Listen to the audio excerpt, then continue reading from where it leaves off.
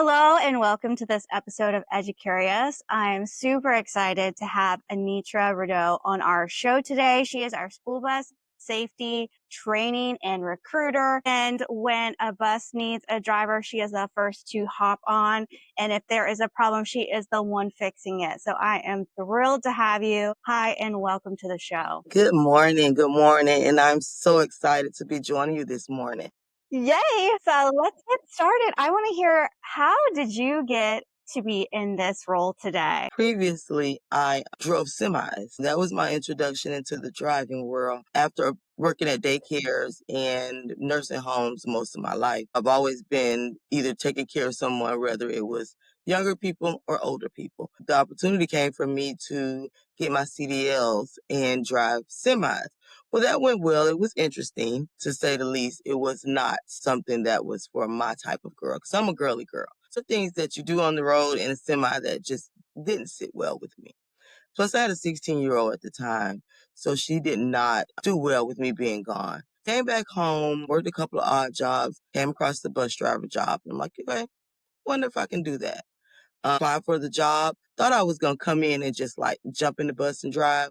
Well, two different worlds, two completely different worlds. After going through the training, I liked it, and it's been almost 10 years now that I actually, from the time I started, got into training probably about 6 years ago, and then gradually moved my way up. Now I'm the number one trainer. I have a couple of trainers under me that I also train to be trainers, and I've taken over the safety department and I recruit drivers. When you mentioned safety, what is absolutely critical for you to have a safe environment and safe transportation for our students? For me, the biggest safety thing is training our drivers to know how to deal with critical situations, to deal with yelling kids in the back of the bus, to deal with fights, to deal with the traffic around them, and to be aware of their surroundings at all times. We have this thing called the Smith system that we go by, enables you to know what you're going to do before the situation happens.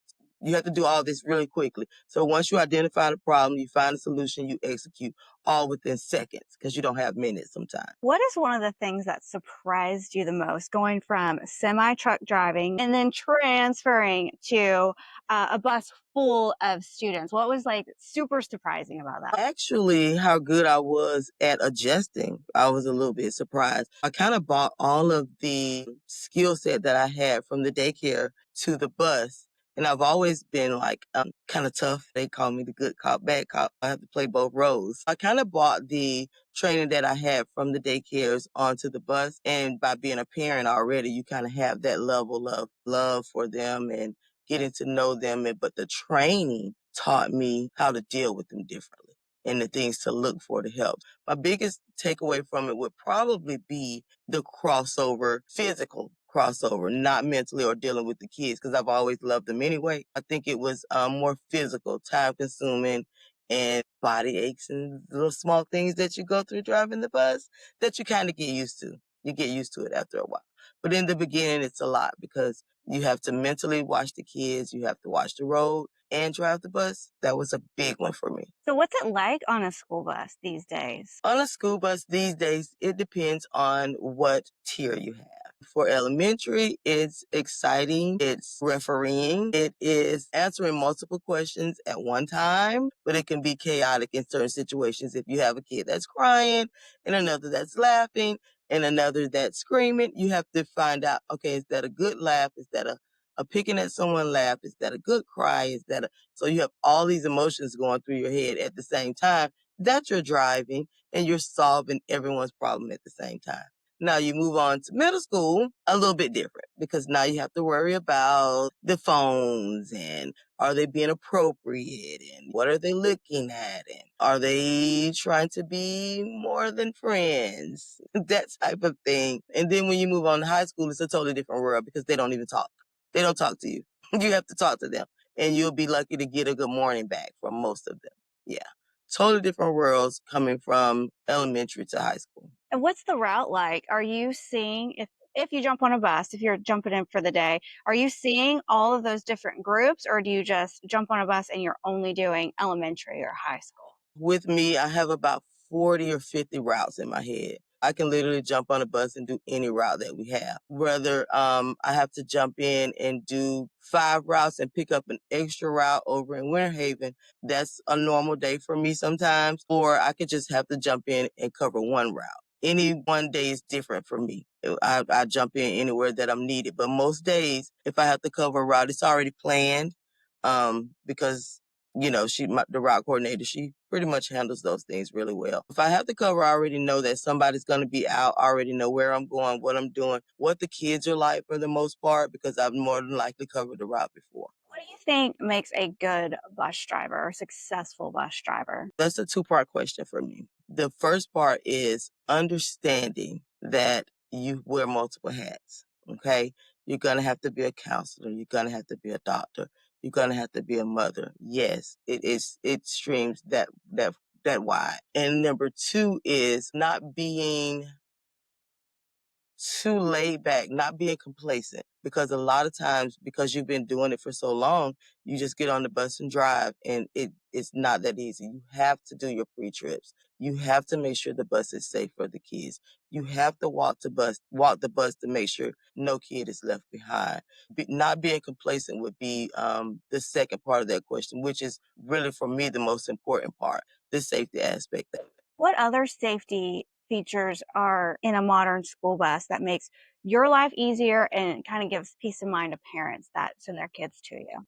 So for one, we'd have something that we call a child reminder system. There's no way around it. You have to get up and deactivate it. So that will let you that there's no kids left on the bus. The key to it though is to actually do the work. You just can't get up and walk to the back of the bus and mash the button. You need to check to make sure. Although kids don't know that in the state of Florida, we can't make them wear their seatbelts. We make them wear their seatbelts, but you have to make it exciting for them to want to wear the seatbelts. And especially with the elementary students, you play a game. I always used to tell them, click it or ticket. If Miss Anitra catch you without your seatbelt on, you owe her $100. So if you don't have $100, you better put your seatbelt on. So, you kind of make it a little game with them, and you include them in it, and it makes them feel that it's something they're doing. They're more prevalent to do it. We do also have a new app called Here Comes the Bus, which is a safety thing where the students can be tracked by their parents. They'll know when the parent will know when they're picked up and when they're a mile away from being dropped off. Those are some new safety measures that we have that I absolutely love. And your buses have cameras in all of Yes. them, correct? All of them have top-notch cameras. Yes. Throughout the bus. Now, you can actually see, we can zoom in and see what a child is watching on their phone. We can zoom in and see a peanut on the floor. You can literally see and hear everything that goes on the bus. There's no hiding from this system that we have, which helps in multiple ways. Just here recently, there was an accident that had nothing to do with us, but a Polk County bus was passing by, Lake West Charter School bus was passing by, and they said, we saw a bus. Well, they came and found us. I was able to pull the camera and find everything that the police needed to help with that car wreck. So are law enforcement using the cameras on the outside to help with some, I don't know, traffic violations too? We have only 2 of our buses, which we call super buses, that have that qualification at this time. We are looking into buying more. It's a great thing, but we still have to activate it. Whenever the stop arms come out and you see that someone's about to run your stop arm, you have to activate your camera for it to work. But we are definitely looking into getting the ones that automatically come out and have them on every bus. That's a goal of ours. What else are y'all working on the next couple years to improve transportation, safety, all of that? Added education, added training. We are looking into having multiple trainings throughout the year. Also, the camera system that we're looking into and partnering up with law enforcement. And we even started one time to have law enforcement ride with us so that they could see the demand that we had for people that were running the stop arms. That hadn't quite got on the way yet, but we're still discussing it. Talk about your family, your group of people, your coworkers, your team leads, all that. What's the environment like? Like, if I wanted to become a bus driver, I have a friend who's interested. Why would you say this is a great thing to do? Well, we actually are a family. We have monthly meetings where we fellowship and we talk and discuss anything new that's come out. If I have any safety issues or something that I've learned, I share it with them at that time. As far as the immediate group here in the office, they are They are the best group of people that I can ask for. They really are. It's one thing to have a leader, in your director, and it's another thing to have them treat you as family. So when you're treated as family, you don't just sit around and everything all business. We laugh, we talk, we share intimate stories sometimes, and that makes us close knit. We actually just came from a conference, a 5-day conference, all of us together. My director, Mr. Johnson, fleet service manager, Mr. Diaz, of course, Miss Ellie's the routing coordinator, and myself. And we took our families. They were able to fellowship with us, and it was an awesome time. On top of learning and meeting all the other transportation people in the state of Florida, because everybody's there. The whole state of Florida is there. From every county, it's usually somebody represented. We got to represent Lake Forest Charter School. What's something that you are most proud of in this part of your career? Like maybe a award you got or something you're just like, "Ah, yeah, I did that right." Well, I have a couple of awards. I mean, I'm not gonna pat myself on the back, but the most thing that I'm proud of is when the kids come back to me and like, Miss Anitra, remember we used to do this on the bus? Because I always used to do trivia games and stuff like that. I tell the people, I tell my drivers in training, learn your kids. If they play football, get to know them. Let them know you saw them in the game. If they cheer, give them a little boost about cheering. Have conversations with them. Once you get to know them, you would be surprised how much impact you have on them. I have kids still coming back from 7, 8 years ago telling me, I remember we used to play trivia on the bus. You the best driver I ever had. That is the warming. That just warms my heart so much. And they run up to you in the grocery store, even if they don't remember my name. A lot of the little kids, even now, I know you. You my bus driver. Like, yeah, I am your best driver. And the bus driver's facing backwards and they have a whole classroom or more students on the bus. Yeah. What are some things that you would like parents to know or community to know that help make the driver's life a little bit easier? First of all, I always tell the kids that I have eyes in the back of my head. And I tell them this, and they say, no, you don't. I say, I can see what you're doing, and I'm not facing you. That means I have eyes in the back of my head. If parents would help to try and educate their kids on the safety of staying out of the aisle because the driver needs to be able to see out of the back door, the safety of using your inside voices, because if you startle a driver, it's possible they can, turn around real quick to see what's going on and run off the road. There are a little small things that parents can do to help us, which is for one, help teach your kids manners. Yes, ma'am, no, ma'am.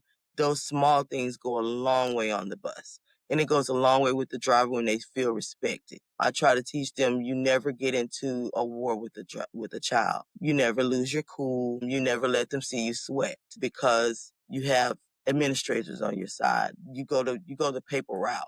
You come to me, I can almost deem anything up to safety. If you have a child that is constantly being abruptive on the bus or misbehaving on the bus, that's a form of a safety hazard. If I can't talk to them and get them to where I need them to be, then I have to take deeper measures. And anytime you make my bus unsafe, more than likely I'm going to have to get you off the bus. And that's the part of it that I don't like, but I have to think about the other 70 kids that's on the bus versus one. So the big safety items are voice, staying in your seat.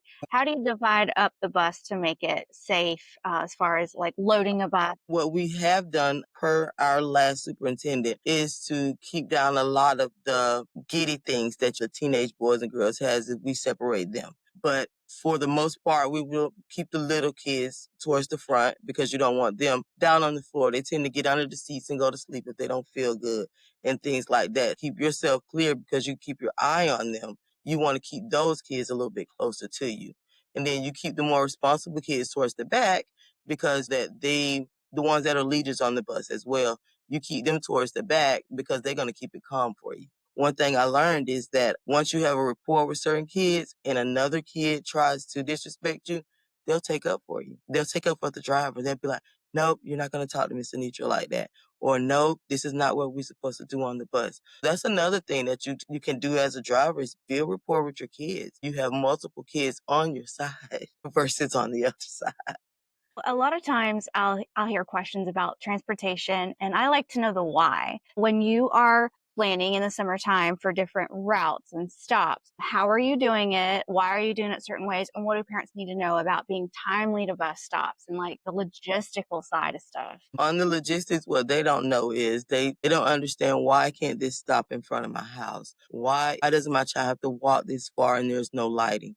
I have a list of things that I have to go by, which comes down from the state. You have things that are district and you have to learn the difference. You have things that are state and you have things that are federal. A lot of times parents just don't understand that it's easier for us to put a stop on the corner because we have kids coming from each direction versus putting one on your street or in front of your house because we can't cater to just one child. Enough, I've heard before, well, nobody rides the bus but my child. Why is it that on the corner? Well, people move all the time.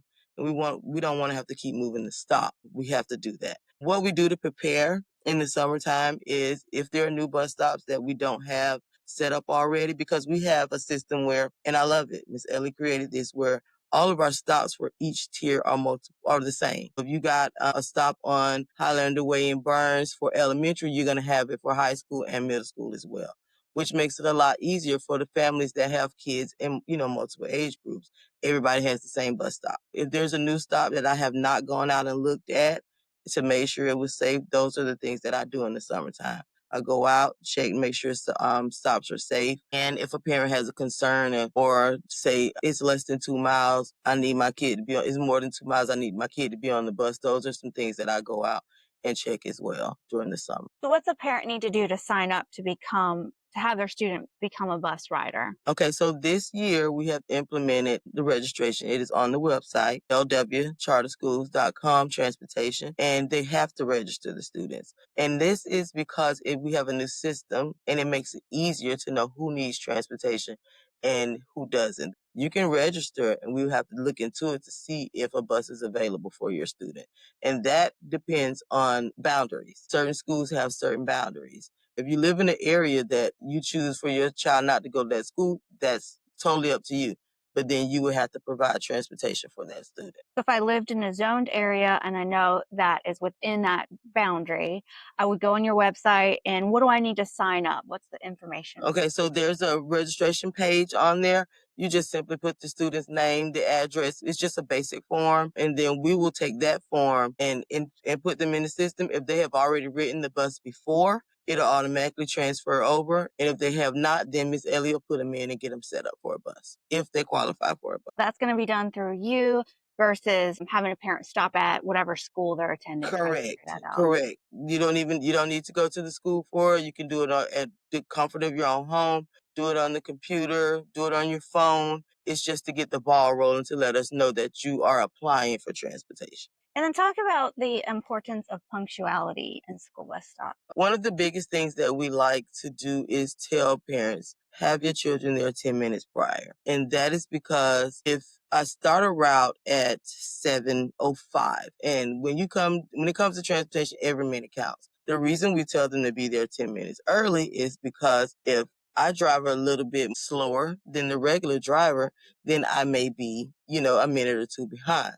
It'll still give those students a chance to be at the stop. If the driver drives a little bit faster than other drivers, the speed limit, of course, then the students will still be at the stop. You give yourself that 10-minute span.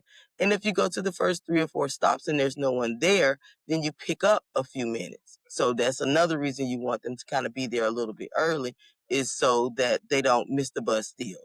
Because a sub driver can go by, and if you're a driver like me and you're about your business, you're just going along your way. You're not stopping to see, okay, who's at this stop, because you expect everyone to be there. Punctuality is very, very, very important because the schools expect for us to have the kids there on time. If you have kids that are at the bus stop sitting in their parents' car and you have to wait for 3 of them to get out of the car at each stop, you're already 10 minutes behind. Then that puts us behind for the next school level and the next school. Definitely something that we like to push to the parents. Be very clear about time because they expect for us to be on time. So if I'm a parent, I'm waiting on the bus with my kid and it's been longer than the 10 minutes, what's the best way to get a hold of transportation to find out what's going on with the buses? The app, the phone call, like what do you suggest? The phone call would be the first thing that I would suggest, but I would at least give the bus 15 minutes before I started calling. The beginning of school year is very hectic. Most drivers may be about 15 minutes late. They've already done a dry run, so they know their route. A lot of drivers do not get the same route back the next year. She likes to change that around again so drivers don't get complacent. And so you meet new people, you know your way around it and you learn the area more so you can help other drivers when we're short. A lot of times they'll start calling if the bus is a minute late. Give them a few minutes. Give them I would say 15 minutes and then give the transportation department a call because you want to make sure that someone is on the way. And we are very good about sending a bus or sending someone to pick up a student that has wrongfully missed the bus. Not someone that, says they were there and then they ran in the house because they forgot to turn the stove off. Sometimes people have legitimate, reasons. And for those reasons, you do have to go back. We'll send a driver back. If the child was there and got chased by a dog and ran home scared, we'll send somebody back to pick the student up or those cases. Now, call outs. When you're signing up to become a bus rider, how important is it to make sure that you're on the list for bus call outs? If you're not on the list for bus call outs or you opt out not to get our automatic recordings, then there's no way for you to know what's going on. There's no way for you to know that your child will be on a different bus that causes chaos.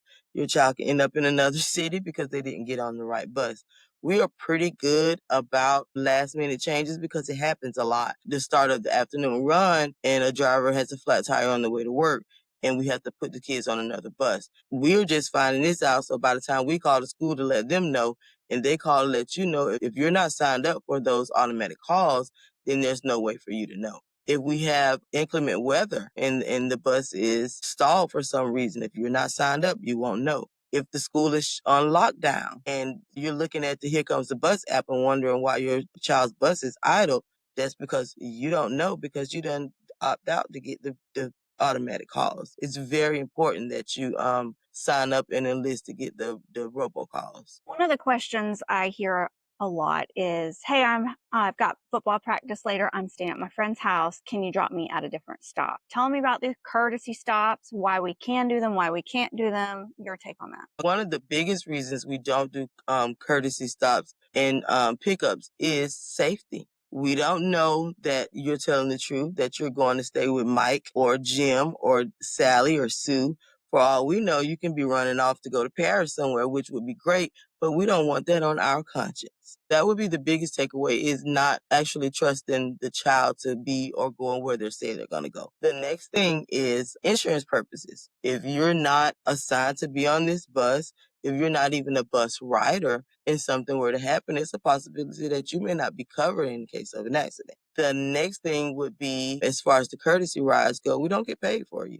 But if you're just going to get on the bus just to catch a ride because you want to go stay at Sally's house because y'all going to the movies later, we do not allow that under no circumstances. Now, with that being said, if you're going to have surgery or you have a death in your family or something more along those lines, and you need for a student to go stay with their aunt, it has to be approved. So there's channels. You can't just call the day of. Some emergencies, they're emergencies. That's why they call it emergencies. But if you have something that is planned out, you need to come speak to the transportation director, speak to the school principal. They will agree together if this is something that we'll be able to transport the student for. Once that is signed off on, then yes, we will transport the student to wherever you need them to go in those special circumstances. I want to hear a little bit about, I'm thinking still about maybe bus driving. What would I need to do to become a bus driver for Lake Wells Charter School System? The first thing you need to do is fill out an application if you think you're interested. Then you would go in and get a lifetime driving record. Then I would consider you for an interview. Once I brought you in for the interview and decided that you could be a candidate for a driver, you would have to obtain a permit, which you would go to your local DMV, take the test, get the permit for school bus and passenger. You would come to training. I will teach you everything that you need to know. On the classroom side, which is about total 40 to 50 hours for everything. You do 20-hour classroom where we'll go over all the curriculums, all of the state statutes, and all the things that you need to know. And then we'll get on to the course part of it where I teach you the driving part. I teach you how to back up. I teach you different maneuvers. Once I feel that you have mastered it pretty much, I'll send you to be tested through Polk County. And once you pass the test, you get your endorsement. You have to go and get your DOT physical and you have to take a drug test. You have to be able to pass a level 2 background. So if you are interested, make sure that you make good choices or that you start to make good choices now. What type of people do you find really transfer easily into being a bus driver? You came from driving semis. Mr. Johnson came from driving the big box trucks. Is that a normal transition career wise, or what do you see and that works out well? I've seen a lot of people. Actually, my coworker and his wife, which is our fleet service manager, they came from driving coach buses. It seems to me that most of the people that drive the large vehicles feel that they could just come in and drive the bus, and it actually is a little different, which I had to learn. But a lot of the times that's an easy transition because you already have the feel of the bus and stuff like that. But actually, I could take somebody that's never driven a bus and can be one of the best bus drivers ever because it's all about what you comprehend and what you're able to bring in and put out at the same time. Because you need to be able to pass a dexterity test, and that's part of the hiring process as well. And during the dexterity test, I test you to see if you can do 2 to 3 things at once. It's like a railroad crossing. You need to be able to search the area, open your window, put your bus in neutral, open your door, check the area again, and pull off and still checking the area, closing your window, all of these things simultaneously or at the same time. Most people, you have good hand-eye coordination. You have to be prompt. You have to be able to move quickly and never driven a big vehicle before, but they have these attributes. It's easy for them to learn. I remember Miss Ellie, she directed the aftercare program at the YMCA years ago. So Yes. she had the kid background knowledge and she's Mm-hmm. phenomenal with them. I've seen lots of different careers turn into this. Yes. As far as working with other people in this industry and they come in and they want a career, is this a very fulfilling career? And if so, like what makes somebody go, this is my thing, this is my jam. I love driving buses. Tell me about just that part. I must say this, you will not become a millionaire driving a bus, but it will give you a lifetime of joy. You have to want to make a difference in somebody's life. You have to look at it on a different scale. It's not a scale that you want to look at from a monetary value because you won't get that. But if you're looking for something to fulfill you and something that you can use different parts of yourself with, then it would may possibly be the best job. You get to be a counselor, you get to be a referee, you get to be a hairdresser sometimes when you need, you get to be a secretary. Like these kids will really have a part of their lives like that. From the bigger picture, if you're looking for something to fulfill you and something that you can give different attributes of yourself to, then yes, from a monetary standpoint, yeah, you can make some money. You can move up. Sometimes you move up faster than others. It took me a while, but I went through the channels and I learned what I needed to learn to be able to do my job properly. Some people come in and the opportunity presents itself and you have what it takes, you get the position right away. But it's definitely a place that you can grow. I've seen a lot of people grow here. I've seen a lot of people retire from here. I'm almost 10 years in and I don't see myself going anywhere. I want to hear a little bit about you. When you're not driving a bus, what do you do? What's your thing? What's your jam? You're so much fun to work with. I just want to hear a little bit about it. So what some people don't know is that I am a stickler for dance. I love to dance. I actually host a karaoke at a local spot here in Lake Wells on Friday nights. And some of my coworkers have been, but I love to travel. I love to cruise. That's one of my big things. I'm a grandmother of 13. My husband and I together have 7 children and we have 13 grandchildren. We're always busy. I love large families. I love doing family things. It's very easy for me to fit in an atmosphere that's family friendly, which we are here at Lake Wells Charter School. Transportation. What's been one of your biggest challenges in this career? On a personal standpoint, in not taking things personal. You never get in a dogfight with the child. Although I don't negotiate with children, I try to be fair to them. Sometimes I do know that I'm too hard, but I know that they know whenever they step on the bus and see me that it's business. It's about business. That Miss Anitra is about her business. You're gonna act the way you need to act. You're gonna do what you need to do. I like that they look at me that way, but I hate that I have to be there for them to do it. I wish they would do it with all drivers and not just me. That's one of the things on a personal note. On a professional note, I want to know more. I feel like I'm kind of behind time in some things because it took me a long time to get myself together to get this career. I feel like if I had started a little bit earlier, I would be further, but that's not going to stop me. I want to know more. I want to know everything about transportation, everything about safety. Although I've learned a whole lot over the last 2 or 3 years, there's still more out there. So, what do you think that we could do better as a charter school system with transportation in particular? What advice do you have? With transportation in particular, I think, again, on a personal note, that we should be included more. We do have a lot of praise from directly from the schools. Sometimes I feel like we're the redheaded stepchild because nobody remembers transportation. It's almost as if we are a entity that's not a part of sometimes. But at the end of the day, we know that we are, we know what we do. We work hard in here, so we can't be overlooked.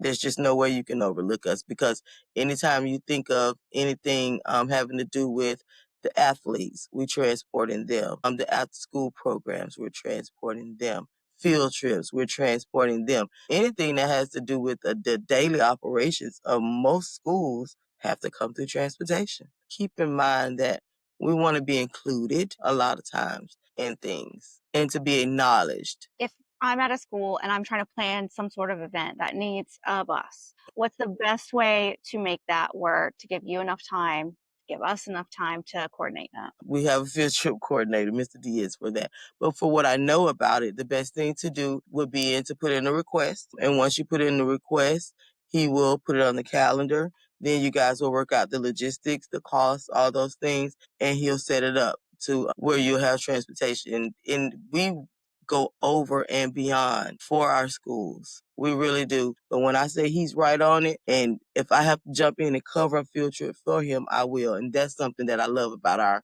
our little dynamic here too. We look out for each other in this office. So, do you have any big thoughts, closing thoughts, things that you want to make sure that we know as parents, as teachers, as schools, whatever? Do you have any last closing words of wisdom for us? The biggest thing is communication. Where we would initially say, call us, we would much rather you email us now. Give us a chance to see what your gripe is, give us a chance to investigate, and then let us fix the problem for you. On a broader spectrum, we do a lot of things for our teachers. We transport teachers' children, whether they are going to another school or whatever it is. We try to cater to our teachers because we know how hard it is for you to be at work and want your kid to be safe. We take it upon ourselves to transport our children for our teachers. We go the extra mile all the time to do little things. Just last year, the principal said, "Hey, can you take these kids across the street to the back?" Of course, we don't want them walking across the highway. Those little things, and we just want you guys to know that that's what we do. We don't do it for likes or love. That's what we do. But we also want you to know that it's not easy. It's just not something that we wake up in the morning and say, "Oh yeah, we're gonna do this today for this school or this today for that school." It doesn't work that way. We just need time um, to figure things out. We have a program called the MVP program, and that is for displaced children or for children that are like maybe in the foster care system or something of that nature that we provide transportation for. That has to be one of the hardest things I think for Miss Elliott to do is to provide transportation because people don't have any understanding of the way transportation goes. They'll call up and say, "Oh well, I see you got vans around town. My kid missed the bus. Can you send a van?" That's not what the vans are used for, ma'am. And then they don't understand because they see the van around town. I would wish they would educate themselves or call and ask questions before you call up and chew us out. You don't even know the way that things go around here. That would probably be my closing is understand transportation first. So these email addresses that you just mentioned, if you needed to get a hold of a driver or something like that, Mhm. that's on the website as well, That correct? is, it's just LW Charter Schools and Transportation, and all of us are on that same email. We all can see it. And depending on what it is, if it's a safety concern, I'll answer. Anything to do with the field trip or something. If, even right now, we have 7 phones that were left from last school year still here. Small things like that. We keep kids' phones for them until their parents come to pick them up because we started making parents come and sign for them because the phones are so expensive and just we didn't want to go through the rigmarole. So little things like that. If it's a concern that's bigger than me, I'll pass it on to my director. But we always answer emails. We always try to answer concerns. You just need a little time to do it sometimes. So mutual respect. Your department is hardworking, kind, family friendly. It's just always a pleasure. You always try Thank your you. very best to solve whatever problem comes Hmm. our way. So thank you for that. Thank you for always being I appreciate smiley you. face and somebody who I feel safe sending my kids on the bus with. Yes, I appreciate that very much. And I try to make sure that everyone feels safe putting their kids on the bus because that's the goal. The goal is we transport precious cargo every day, all day. Whether you're a teacher, a parent, or just EduCurious, join the community as we explore various educational topics and learn from each other. We'll see you next time.